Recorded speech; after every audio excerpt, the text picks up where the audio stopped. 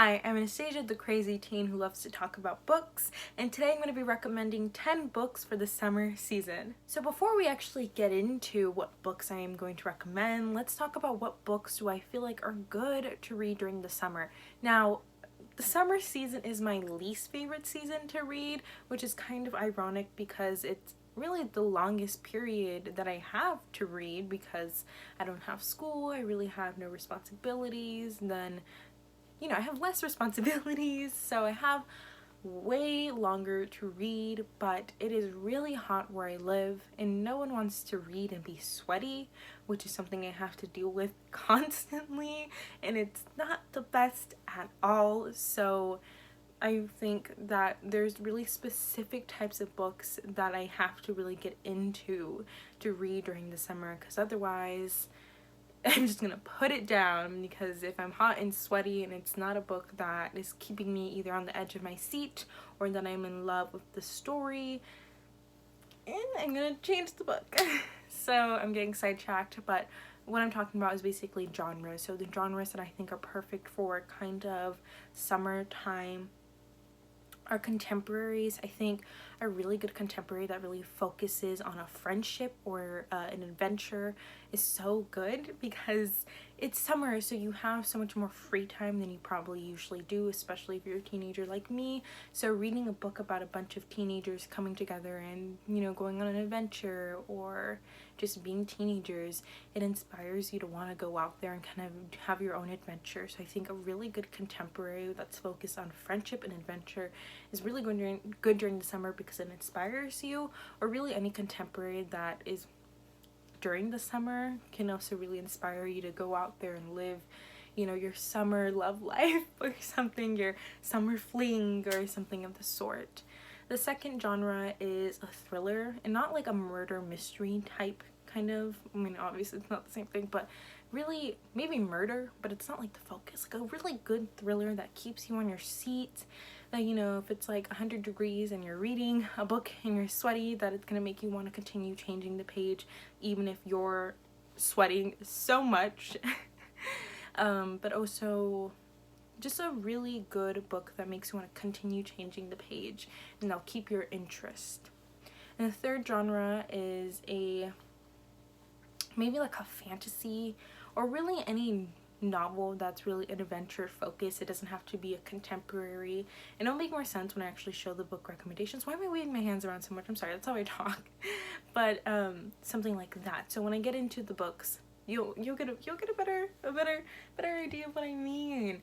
I've had this list already set for a long time, so I'm really excited to make this video, and I don't look my best, but it's okay because we're here to talk about books, not me. So let's get into the list. I changed the camera angle, so hopefully that looks a little bit better.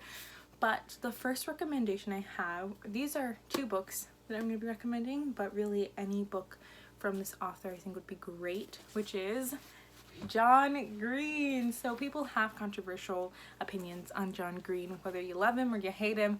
I still think John Green is a perfect author to read during the summer, except not including The Fault in Their Stars. I feel like The Fault in Their Stars is a really good book to read during kind of like early fall, where the weather's starting to cool down a little, but the leaves haven't started to change colors yet.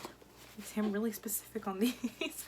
So I think John Green, these 4 novels, I think are just perfect to read during the summer, because they all are little adventurous, really focus on friendship, and it makes you want to go out with your friends and to really just live your life. So out of this pile, I have 2 books to recommend. So out of those 2 books that I'm recommending, the first one's Paper Towns by John Green. So Paper Towns follows this boy named Quentin, and he really admires this girl named Margot from afar, and then one night Quentin and Margot go on this really fun little adventure, and the next day Margot's gone. She's disappeared, and Quentin believes that Margot's leaving these clues left for him to find her, and we follow basically the adventure of Quentin trying to find Margot. I think it's a really great novel to read. I think this one just screams summer for me. It made me want to get up and just get a group of friends and go exploring. I think it's a really good novel to read. It's probably definitely one of my least favorite John Green novels, but I still thoroughly enjoyed it. So I definitely recommend to read this bad boy during the summer. They're kind of short. They're really no more than probably like 350 pages, so you could really read them in like less than a week, and they're just really fun books to read, especially for like a book club. Or maybe just reading with a friend and just be like, oh, let's both read this book, and you guys could read the movie. It's watch the movie together, sorry, after. And I think it's just a really, really great novel to read, especially with quarantine. So you might not be able to hang out with your friends, but you can imagine it, or you can plan for next summer. So the next book I recommend by John Green is An Abundance of Catherines. So I don't remember exactly what it is about, but I'm going to read the back to you all. But before I do, this is probably one of my favorite John Green novels. If I'm correct, it does take place kind of like a road trip kind of vibes in a way. And it definitely made me want to go out there and live my life. So to read the back real quick, it says 19 Catherines and counting. When it comes to relationships, Colin Singleton's type is girls named Catherine. And when it comes to girls named Catherine, Colin is always getting dumped, 19 times to be exact. On a road trip miles from home, this anagram-happy, washed-up child prodigy has $10,000 in his pocket, a bloodthirsty feral hog on his trail, and an overweight, Judge Judy-loving best friend riding shotgun. But no Catherines. Colin is on a mission to prove the theorem of underlying Catherine predictability, which he hopes will predict the future of any relationship and avenge dumpies everywhere, and may finally win him the girl. I'm starting to sweat. As you can see, when I said it's hot in here. Sorry, that was an exercise. So yes, I now remember it completely. It's really good. I really recommend it. There's one of my favorite quotes in here. I think it's what's the point of living if you don't at least try to make something remarkable with it? I think that's how the quote goes. I'm sorry. It's hot. I'm starting to die a little bit, and we're only 2 books in, but it's okay. I'll last. So definitely recommend this book, that book. Sorry. And yeah, or any other John Green book, like Looking for Alaska Turtles all the way down. But those don't count. Those don't count on the list. The next book I'm going to recommend is one of my favorite books of all time that just had a Hulu original series made of it, and that's Little Fires Everywhere by Celeste Ng. This book is so good. I'm not going to really go too into it because it is a thriller, so it's best to go into it without really knowing all the details, but it does deal with a lot of hard-hitting topics, a lot of important topics that well, let me first go into about what it's about. What kind of, I'm not going to go too into it again because I don't want to think it's the type of book that you should go in kind of blindly, but it follows these 2 families, Elena Richardson and Mia Warren, in this place called Shaker Heights, a progressive suburb of Cleveland, and it follows how their families intertwine, and it is a thriller. So there's a lot of topics with, a lot of these topics have like 2 sides to it, and I think it's really well written, it's really well done, and it's absolutely one of my favorite novels of all time. I ended up finishing the novel with so many mixed feelings, and I couldn't really explain it because life is so complicated, but it was so good, and the Hulu series is amazing, so it'd be a really good thing. This book club, this is a good book club book to read with your gals or your boys, or it doesn't matter, anyone, to read with any person. Read this book, then watch the series and talk about it, because this is a book you're gonna want to talk about. So the next book, I mean, I couldn't make a summer recommendation list without this book in it. I think the summer vibes in this book is so intense.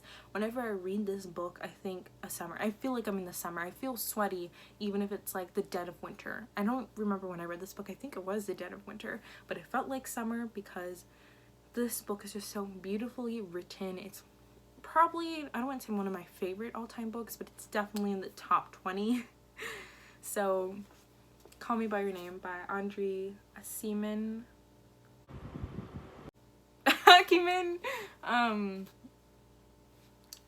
You'll see throughout my channel that I'm really bad at pronouncing things. Really, but I'm sorry. I apologize beforehand. I'm sorry. I could listen to, like, I could look it up on Google and listen to the little Siri say it, but I'll forget it within the next 5 seconds. There's really no point, but hopefully we all know what Call Me By Your Name is. If you don't know what's about, though, it follows Oliver and Elio during a little summer in northern Italy during the 1980s. I keep thinking it's 1989. For some weird reason, I think everything takes place in 1989 if it's before the 2000s. I don't know why. I don't know what's my significance of 1989 is, but northern Italy, their little, is it like a townhouse what they're called? Their parents' cliffside mansion. Okay. Sounds like it was completely off. Okay. And it kind of just follows, Oliver is like a, someone called me, but it's okay. So Oliver's a guest at this house, and it follows Elio's and Oliver's little romance that they have during the summer. It's really heartbreaking. It's so beautifully written, and it screams summer at me. Like if there had to be a book that was the face of summer, it would be this one. And it's a really good book to read and then watch the movie if you haven't watched it yet. Really recommend this book. It is so good, and it's pretty short. It's not even 300 pages, so pick this one up. So the next book I'm going to recommend is Good Me, Bad Me by Ali Land. This book is so special to me. I love this book. So basically it follows this girl named Millie, whose mother is a serial killer, and basically the whole kind of idea of the book, let me read the last part for you.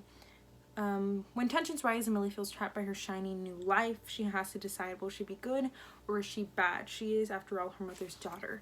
So it follows this character named Millie, whose mother is a serial killer, and as she tries to start a new life after something happened with her mom. I don't know if I should reveal that. It's been a while since I've read it.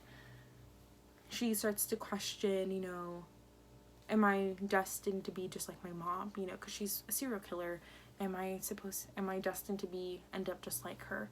And I think that whole kind of like question is like, wow. I don't know. I read the back of the book and I'm like, wow.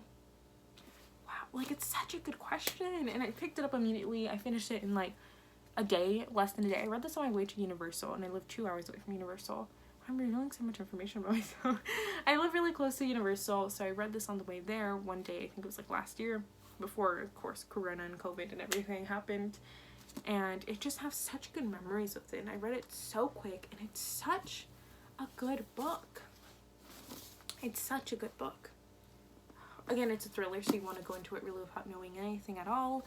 I definitely recommend picking it up. I don't want to say it's one of my favorite books. It's probably, again, on my top 20. The writing itself is okay, but the main reason I really liked this book is just the kind of whole idea. And it was a really good thriller. I really enjoyed it. I don't think it's like, oh my god, this is, I want to marry this book. But it's definitely a really good book. Really enjoyable. And I think it's a really good book for the summer. I think it's a perfect book for the summer.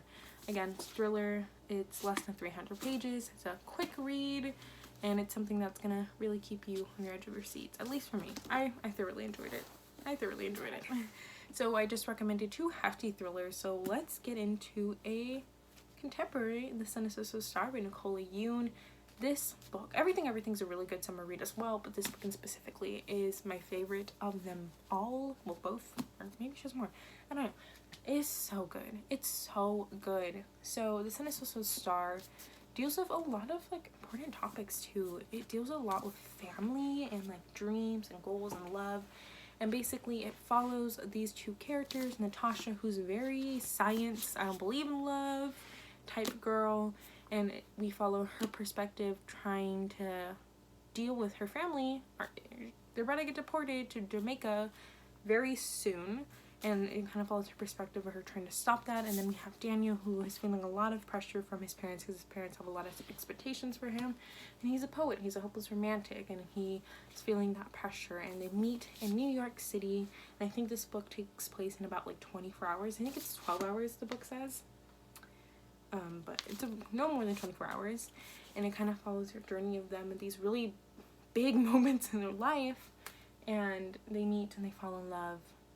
And it's about that, and it follows both the perspectives. What I really like about this book as well, and it has little other perspectives of like other lives that they kind of come into. So for example, I think there's a point where she's going into like this office place. Again, it's first contemporary novel I've read. It's been a while, and it's like the person who's checking her bags, and it goes from like her perspective, Natasha's, to that security person and how she's feeling and what she's dealing with. And I think that it's really unique because it shows like really a lot of perspectives of different people. And I think it's really well written. It's so refreshing. I don't know why. Whenever I think about this book, it's really different than other books I've read before. It's amazing. It's, again, I think short as well. I think less than like 300 pages, 350. Well, I was wrong there. But it's definitely a really good read along with everything. I completely recommend them. They are amazing. So next book I'm going to recommend, it's definitely my top 10 favorite books of all time. I think it's so well written. I think it's such a beautiful short story that makes you feel a lot of emotions. Definitely a big trigger warning for this particular book, because when I read it, I definitely was not ready for what it was going to deal with. So if I have any trigger warnings, I'll leave them down below for each book, because I want to make sure that I get all the trigger warnings right, because I don't want to mess them up here, because obviously I'm a little what was that? I'm a little crazy. So that book is The Perks of Being a Wallflower. This book is so good. It's amazing. I love this book. It's so good. Again, short, quick read that, you know, will make you want to go out there and enjoy your life. And it follows this boy Charlie. I think, if I'm correct, it starts when he's an incoming freshman into high school, and he meets these seniors and he becomes really close friends. And it's just kind of told in a letter. When I say letter, I don't know if it's like email. It's like a letter type format of him kind of talking about what's happening day to day.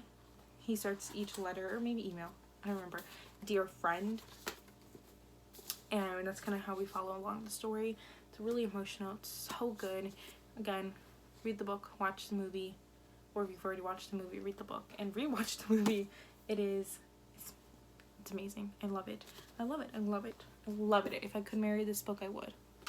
Love it. Correct? The next book I'm gonna recommend, I don't know why I associate this book with the summer. When I think of, I have an idea. This doesn't sound kind of crazy.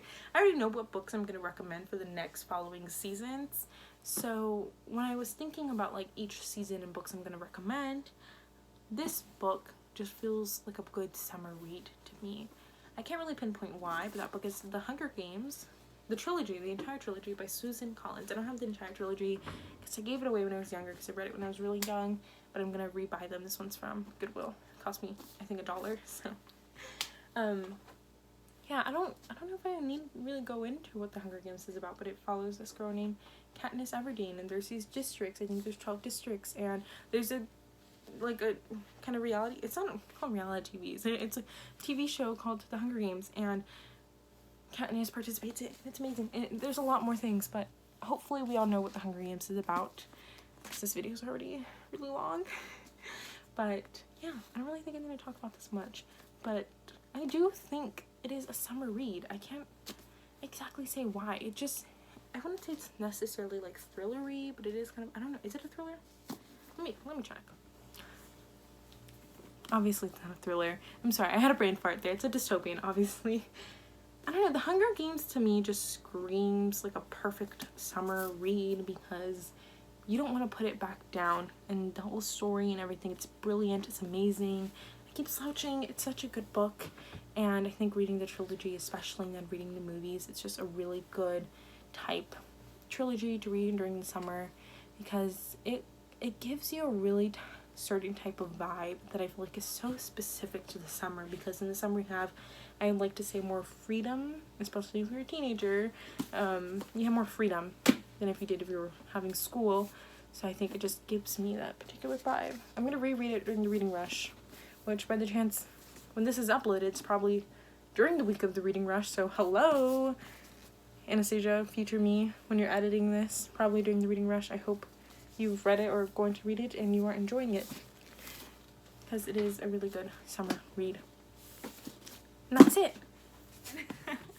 That's my top 10 recommendations for the summertime. I am so excited for the fall. The fall is not only my favorite season, but it's my favorite reading season, and I have a huge list ready of books to recommend, so look out for that when it comes out. If you want to, remember to hit the subscribe button. I'm new to BookTube, so I'm sorry if that's probably quite obvious, but I'm getting better at every video that I make, so please subscribe below to watch my journey in this BookTube channel and to watch more fun videos like this one, and I'm really hoping to do a lot more fun videos. I have so many more ideas, and I hope you guys enjoyed this one, and I hope you guys enjoyed these books that I recommend. If you guys have any more books to recommend that you think are perfect summer reads, make sure to comment them down below and let us know. Let me know. Do you have any books that you want to recommend for me to read during the summer? I've read a lot, but in retrospect, I really haven't read anything compared to a lot of people.